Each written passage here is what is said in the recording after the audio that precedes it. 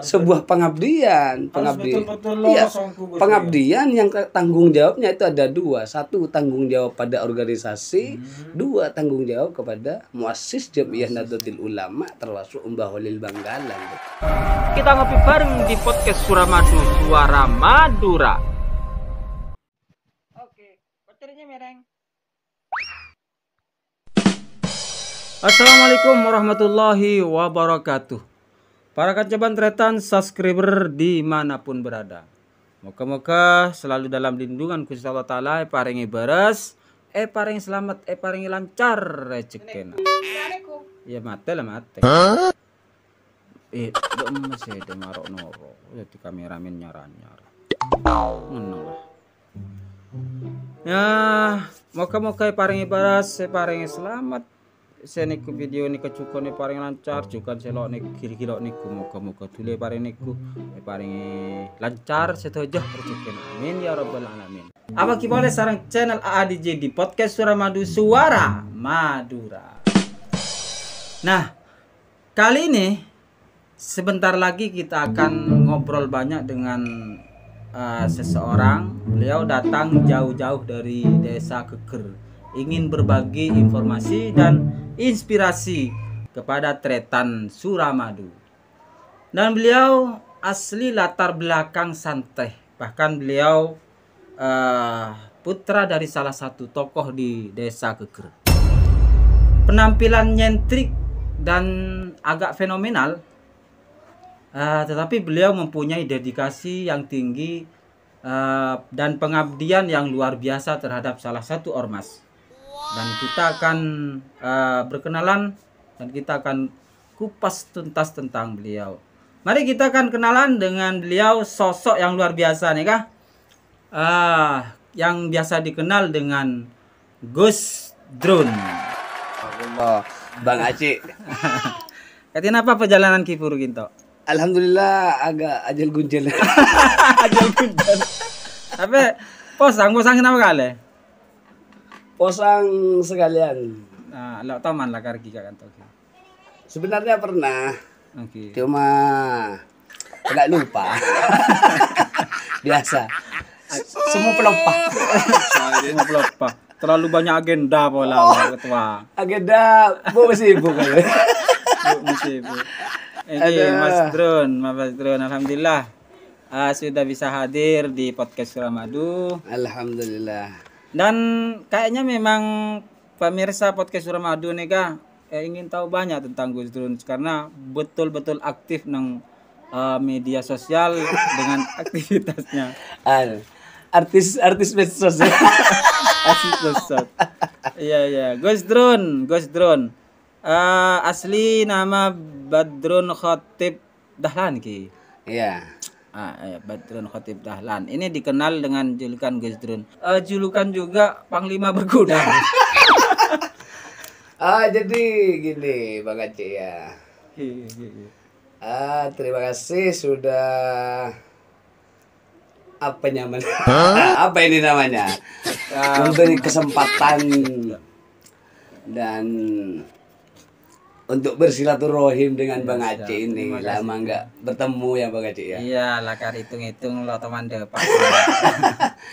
Ya namanya memang Badrun Khatib Dahlan itu mbah saya. Kalau Khatib itu ayah saya, abah saya. Jadi Gus Drun itu sebenarnya ceritanya ya Bang Aceh. Saya cerita dulu Bang Aceh. Bisa. Ngira. Kalau di Jawa itu kan biasa, kalau santri itu Gus ya. Iya, jadi waktu itu saya kan masuk ke salah satu pasar di Sidoarjo, di Larangan itu ya. Terus waktu itu ditawari oleh ada salah satu penjual metaber. Gus, jadi apa Gus? Nah, jadi saya itu gini, ini dikirain putra kiai atau gimana ini? Jadi saya modif dikit ya. Iya, kalau putra kiai itu begitu, Gus pakai S ya. Jadi saya ini pakai Z ya. Biar Gus. Iya, Gus. Biar tidak sama dengan putra kiai yang asli. Iya. Kami pleset Gus. Lo asal Pak. Mana Madura kan istilah jenengan juga lora. Tapi sal kejabu kau tuh pelesetakin. Kau tuh lagi. Terus panglima berkuda maksudnya. Jadi gini, waktu 2019 itu kan gencar-gencarnya orang-orang itu memborbardir organisasi saya kan gitu ya, atau organisasi kita. Jadi waktu itu saya dan teman-teman saya waktu itu juga aktivis medsos. Yang satu itu Allahumma sudah meninggal, mudah-mudahan beliau husnul khotimah dan ditempatkan dan dikumpulkan dengan para muassis NU. Namanya Cak Supandi itu, atau yang akrab disapa Cak Su. Terus satunya lagi itu ada salah satu ustadz di Pondok Pesantren Nurul Holil. Teman seperjuangan semua itu Gus ya. Seperjuangan kenal di Basu. Kalau sudah saya. Kan aktivis Basu. Jadi waktu itu ada orang yang menyerang itu. Saya dicolek ya, dicolek. Ekatoin akhirnya ya. Setelah itu ada istilah panglima ini ya, karena saya lihat foto saya waktu saya beramantan itu bernumpak kuda. Saya edit, saya kasih nama panglima berkuda. Tapi emang jarang hasil ada gitu. Cerniwa. Kan di TV. Ya kira apalah namanya seperti memang posturnya Gus Dur memang panglima. Oke. Jadi alamat Keker gimana? Pas alamat. Keker. Desa Batubelah. Desa Batubelah. Kecamatan Keker, Kabupaten Bangkalan, Madura asli. Oke, Madura asli. Asli. Kalau di rumah ketin apa, Gus? Kalau di rumah itu ya aslinya kesibukan. Dibilang sibuk ya nggak begitu sibuk. Saya pernah beberapa kali ingin menjadi pengusaha. Saya bisnis waktu tuh selang beberapa lama gitu, beberapa bulan dari saya menikah itu saya coba bangun usaha. Iya, usaha lele saya. Usaha lele. Sempat jalan, Gus. Sempat jalan. Waktu itu saya kan pakai kolam terpal itu. Kolam terpal. Alhamdulillah itu hasilnya luar biasa. Saya coba beralih ke itu. Ke semen, betah, pakai betah. Dibangun lah lebih sekian iya. Ternyata hasilnya juga sama, luar biasa. Setelah itu saya bangun lagi, artinya membuka kolam baru. Dikembangkan iya. Lagi Gus. Waktu itu tiga kolam. Dan setelah itu 3 kolam itu bocoran doang. Bangkrut. Bocor gimana? Lo kuat apa gimana, Gus? Iya, di bawahnya itu retak. Jadi bocor. Saya tembel terus. Bocor lagi, saya tembel bocor lagi. Jadi awal bangkrut ini. Iya. Saya sampai gini. Apa saya ini memang enggak cocok sama bisnis. Jadi perkuat bisa gitu. Iya. Iyalah mungkin apa namanya? Kilo lah, Gus. Kilo buka. Selain dari kolam ini kan bercocok tanam kan banyak. Iya, itu saya coba nanam sawi di sekitar rumah Gus ya. Iya, karena memang karena apa itu? Mungkin kurang telaten. Iya, kurang telaten. Serang. Bukan diserang yang mau membeli. Serang bibik. Entok. Gitu. Wes pas. No. Nah, ya sudah. Bang. Ya oke, itu pengalaman Gus Dur tentang bagaimana pahit manisnya bangun usaha tapi kilotik bisa di situ. Iya. Mungkin di lainnya, Gus. Insyaallah ya. Mudah-mudahan. Amin. Terus pendidikan di SD di Batobela, MTS Al-Khazini, MA Al-Khazini, Setai Sekhona Khalil, Unisma Malang, YI Al-Khazini, Unsuri. Jadi ini kan kalau urusan pendidikan Ya kampusnya banyak. Tangki Gus, makanya aneka Jadi gini. Aneka mah orang sekolah apa safari safari pendidikan. Ya kira-kira safari kampus ya. Jadi saya itu 2016 kalau nggak salah itu 2016 lulus dari Setai Sekolah Muhammad Khalil Banggalan. Itu awal gitu. Awal S1-nya. S1-nya. Terus saya jeda istirahat 1 tahun, kemudian saya lanjutkan ke Universitas Islam Malang, Itu Unisma. untuk ke S1 di Bangkalan. Di Bangkalan. Ya. Di Syekh Naulil. Terus lanjut Ke Malang, S2-nya di Malang. S2. Iya. Ke Malang terus. Daftarnya itu saya sampai bermalam di rumah saudara saya di Malang. Terus waktu kan kalau di ada pengenalan mahasiswa baru tuh ya. Prospek lah. Iya. Jadi yang di Unisma itu hanya itu aja. Oh, sing lah masalah orientasi itu. Orientasi itu pun setengah hari. Lo boleh, Bang. Jadi gini, Bang.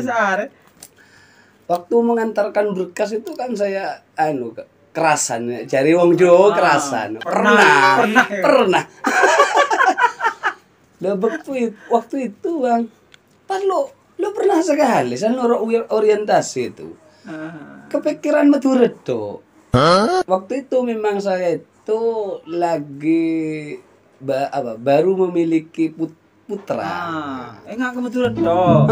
Saya telepon istri saya. Pola anak sakit. Ya. Mungkin anaknya sakit atau gimana. Ya istri saya bilang, "Oh enggak. Mungkin enggak apa-apa." Terus saya pulang karena memang enggak kerasan. Lo pernah sekali. Saya pulang sampai sama yang bawa saya itu, cuma sahabat saya itu. Bilo sampai bare. Ndak lo pernah saya. Bilo pernah. Setelah itu nyampe rumah. Terus saya waktu sawan ke umi saya langsung bilang gini. Lah, kocan aku ke Malang. Engkir ya. Lo jauh ke lu ya dan dia nak kene niser. Terus saya menyimpulkan seperti ini. Oh, berarti yang berat ini bukan istri saya. Tapi orang tua saya, ibu saya, berarti atau umi umur saya. Berapa hari? Cuman berapa hari di Malang, Unisma? Setengah hari. Ya kan alumni. Malang. Ya, makanya Malang. Terus saya nganggur kan. Waktu itu di kampus Al-Azhar itu baru buka pendaftaran baru. Kan TU S2-nya itu teman saya di pondok. Saya chatting sama dia, komunikasi. Kan Pak Udin namanya ya. Pak Udin. Tapi saya biasanya panggil Udin Tangkis. Din, saya mau kuliah, Din. Iya, turun, gak apa-apa, turun. Oke, siap. Ya, jadi saya berangkat itu bukti saya masuknya itu 3 kali pertemuan. 3 kali pertemuan. Iya, nggak masuk lagi. Iya, dia ada sini. Sekitaran berapa? Seminggu baru Gus? Ada Gus? Seminggu. Ya, oke. Terus pertemuan. Lama nggak masuk. Udin TU-nya itu Pak Udin itu WA ke saya. Drun, kamu ini serius apa boleh apa enggak? Ya serius, Din, saya bilang gitu. Serius saya, Din. Nah, ini kok gak pernah masuk? Ya nanti, Din, saya masuk, Din. Tak coret kamu, Drun. Jangan, Din, gitu. Ya, akhirnya pas lo bisa masuk, saya coret iya. Terus paling lama di antara kampus ini. S2-nya tuh? Ya, S2-nya di mana? Di Al-Khazini. Oh, di Al-Khazini. Sampai beberapa kali pertemuan gitu. Paling berarti belum S2, belum. Belum S2, masih proses. Mau S2 berarti. Iya, mungkin itu salah satu kemiripan dengan Gus Dur. Salah satu tokoh favorit saya. Gus Dur itu kan beda-beda, tapi beliau itu kan cerdas. Kalau saya beda-beda karena males. Ini pengalaman organisasi Ibnu Kecamatan Geger, ya Gus. PMI Stai Bangkalan. Iya. Waktu kuliah S1 Waktu Gus ya. kuliah S1. FKMG ini kenapa Gus? Forum Komunikasi Mahasiswa Geger itu. Forum Komunikasi Mahasiswa Geger. Iya, jadi sempat sempat jadi kepala bidang. Kepala bidang. Jadi kalau saudara saya, sahabat gue Jeli itu kan mantan ketua FKMB itu. Jadi kalau saya ini mantan ketua bidang. GP Ansor Geger, beliau sebagai ketua PAC. Bisa diceritakan gamblang Gus. Ya kalau di GP Ansor itu sebenarnya sejak 2015 ya. Jadi waktu itu di Geger itu ada namanya Gerakan Pemuda Ansor, tapi ya hanya namanya itu aja. Namanya. Iya. Jadi saya dan sahabat-sahabat pemuda di sana dengan para pemuda komunikasi dengan orang yang waktu itu jadi ketua. Bagaimana enaknya, terus dari beliau itu Allahumma firlahu menyampaikan kepada kita para pemuda waktu itu, ya udah saya gini, saya ini sudah lama ingin ada perubahan di GP Ansor Geger ini. Saya inginnya diganti yang muda-muda karena saya ini juga pengurus NU. Jadi waktu itu pengurus NU itu juga ada yang double dengan pengurus di Ansor seperti itu. Akhirnya kami sepakat untuk mengadakan konferensi waktu itu.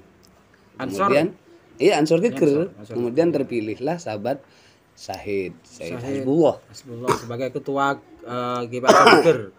Ya. Nah, terus saya sebagai sekretaris waktu itu. Tahun berapa itu, Gus?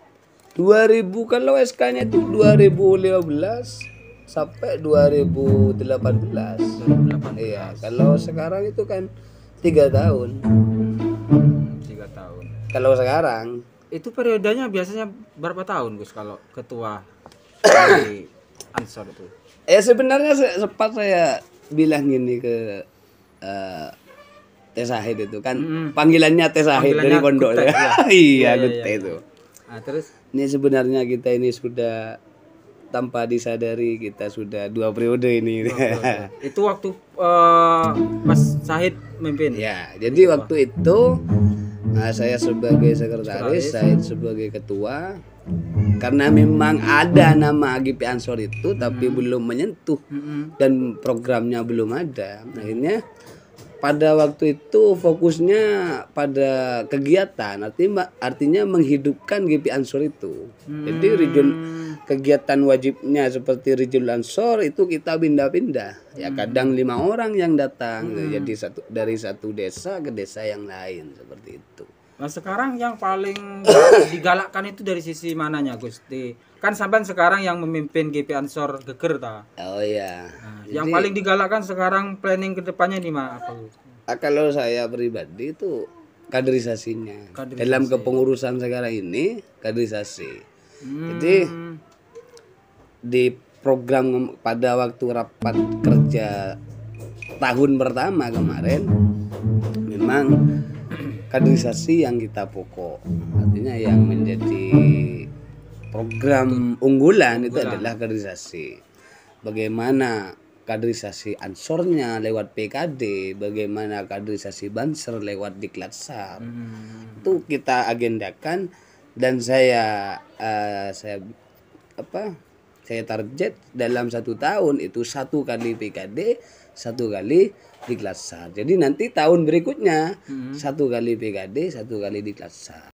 Untuk kedepannya, Gus, program-program di GP Ansor ini yang berjalan dan juga yang sedang digalakkan kedepannya, ini Kak, apa saja, Gus, dari program Ansor ini, Gus? Ya, jadi sesuai dengan semua organisasi itu kan punya acuan. Jadi acuan kami itu rapat kerja kemarin, rapat kerja yang untuk menyusun sebuah program. Jadi sempat program-program itu sudah terangkum semua, kemudian ada pandemi ini. Jadi apa itu? Semuanya tertunda. Iya. Nah, terus setelah agak ringan PPKM itu sudah hampir selesai. Saya itu sampaikan ke sahabat-sahabat itu, mari kita lanjutkan program yang tertunda. Jadi kami ambil program-program yang itu memang sekiranya itu ada program unggulan bagi kami dan manfaatnya besar kepada kader seperti itu. Contoh kemarin itu kami sudah melaksanakan pelatihan administrasi. Karena ruh di organisasi itu adalah salah satunya adalah administrasi. Kalau administrasi itu sudah salah, maka jangan harap ada perbaikan-perbaikan di organisasi itu sendiri seperti itu. Kemudian ada ya Diklasar yang kemarin sudah kami gelar itu. Oh, yang di Petsos itu ya? Iya, yang di Pondok Pesantren An-Nafiyah di kediaman Rois Suriah MWC Geger. Oh, Geger. Iya, sangat memang luar biasa. Itu berapa hari itu? Dari 3 hari, dari Jumat, Sabtu, Minggu. 3 hari. Ahad, 3 hari. 1 Oktober. Kemarin sempat dari tim instruktur, tim pelatih Jawa Timur itu nanya ke saya, Ketua, ini kok enggak barengan antara PKD dan Diklasar? Saya sampaikan seperti ini.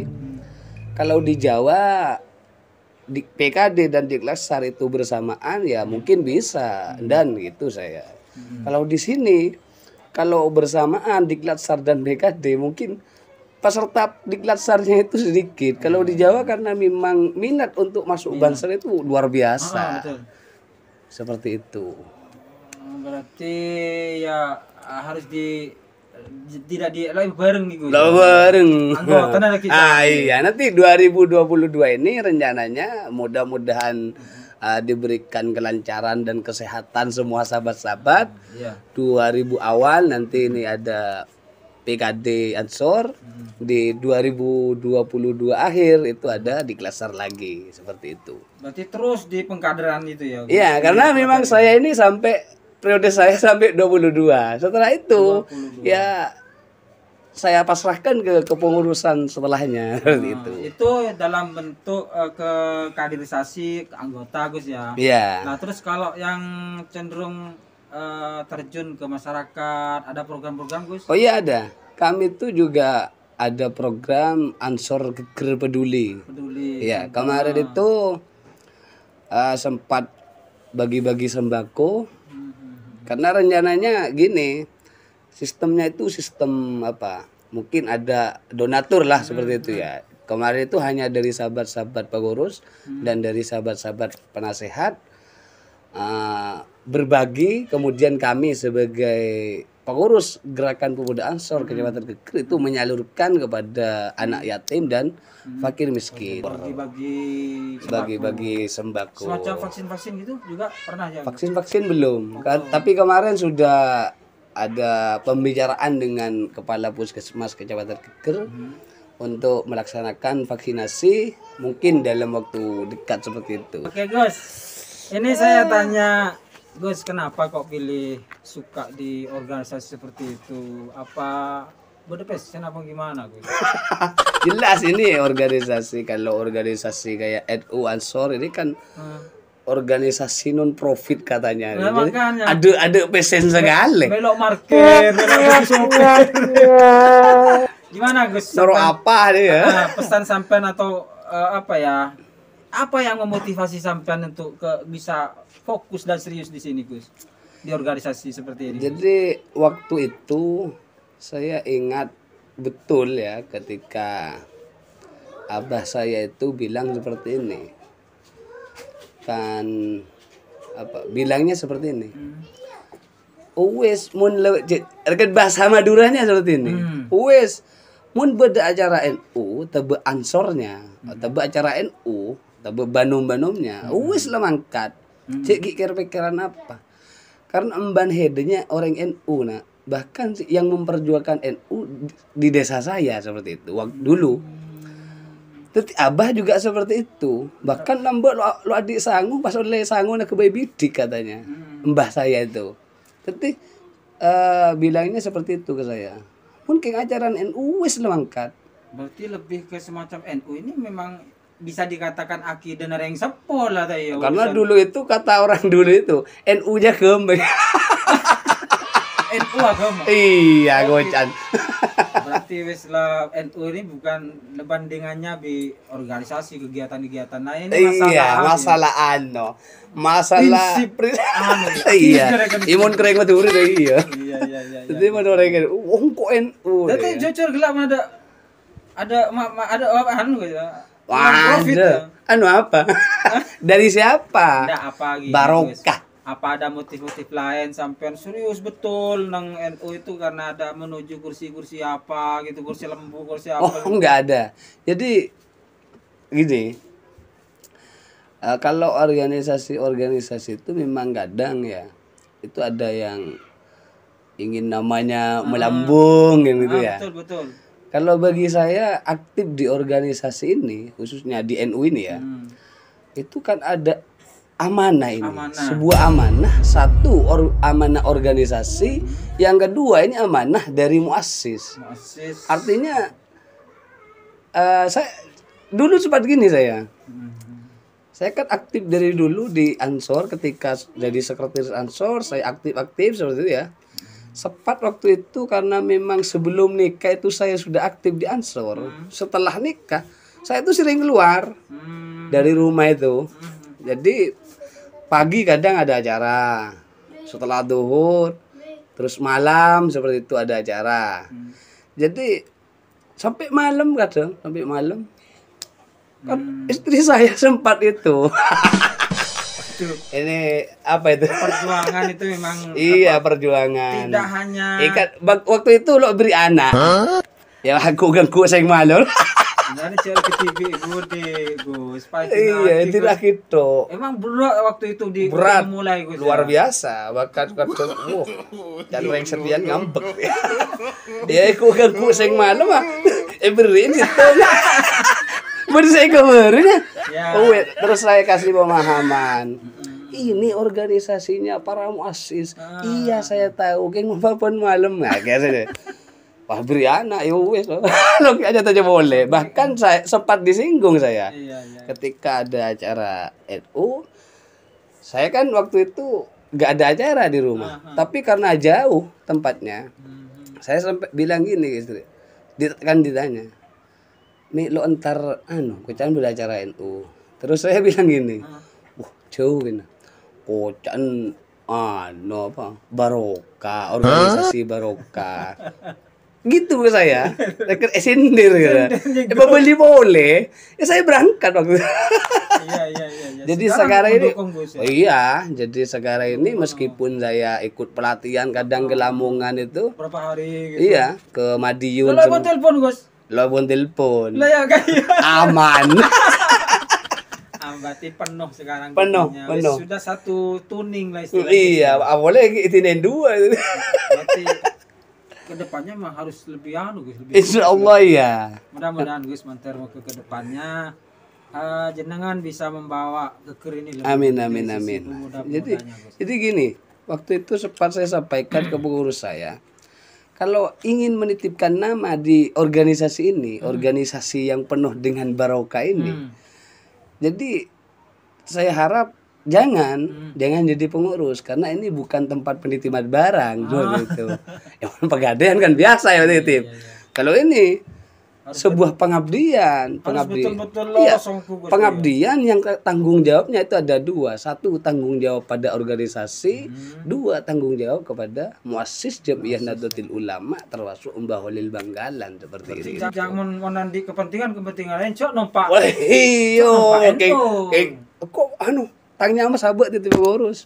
Ternyata tidak ada kontribusi atau belum aktif, setidaknya aktif kegiatan. Bukan berarti saya ini aktif tidak, tapi setidaknya kan seperti itu. Artinya kalau memang jadi pengurus itu harus siap mengabdi seperti itu. Betul mengabdi. Iya. Ada pesan Gus, pesan untuk ya semua kader-kader Rijalul Ansor dan semuanya lah Gus, monggo. Iya, untuk kader itu kalau pesan nggak punya. Artinya kalau saya itu gini, kan proses itu harus dilalui seperti itu, biar benar-benar menjadi kader militan. Masa ongku. Masa ongku. Jadi proses itu harus dilalui, proses kaderisasi, proses berorganisasi itu sendiri, sehingga saya tuh punya motto sekali melangkah tidak ada kata menyerah untuk menuju kehidupan yang lebih cerah seperti itu. Artinya mari proses itu kita jalani. Jangan hanya mau mengambil yang instan saja. Seperti itu. Lakal lain Gus. Iya, sedap. Mon karbitan biasa celong. Mon masak atas. Ganteng Gus. Oke, moga-moga ini kita banyak belajar dari Gus Dun ini. Memang berarti orang itu kalau memang mau jadi betul-betul jadi dari segala sisinya, harus betul-betul berproses. Letak situ apa lagu yang bagus? Apa ya? Betul. Kan pilihan, pilihan ya. Ya satu lah. Satu. Lagi tako ya. Saya kan apa? Suami setia saya ini. Seperti itu. Tako si romanikku. Wah, ini lagi. Ya, iya bahaya. Ya Gus, kayaknya menarik ngobrol sareng sampean. Tapi sayang waktu Gus. Siap. Jadi mudah-mudahan bisa waktu bisa hadir. Amin. Terima kasih lapon kesokan hadir di podcast Suramadu. Ya, sama-sama, mudah-mudahan sama-sama diakui santrinya para muassis Nahdlatul Ulama. Amin. Dan juga mudah-mudahan manfaat berbagi inspirasinya dengan Gus ini. Siap, amin. Oke, dan selanjutnya terima kasih dari kami. Cukup sekian bincang-bincang dan kaulah sareng sosok luar biasa kali tok tretan Gus Drun Panglima Berkuda. Sekian, wassalamualaikum warahmatullahi wabarakatuh. Waalaikumsalam warahmatullahi wabarakatuh. Ngopi.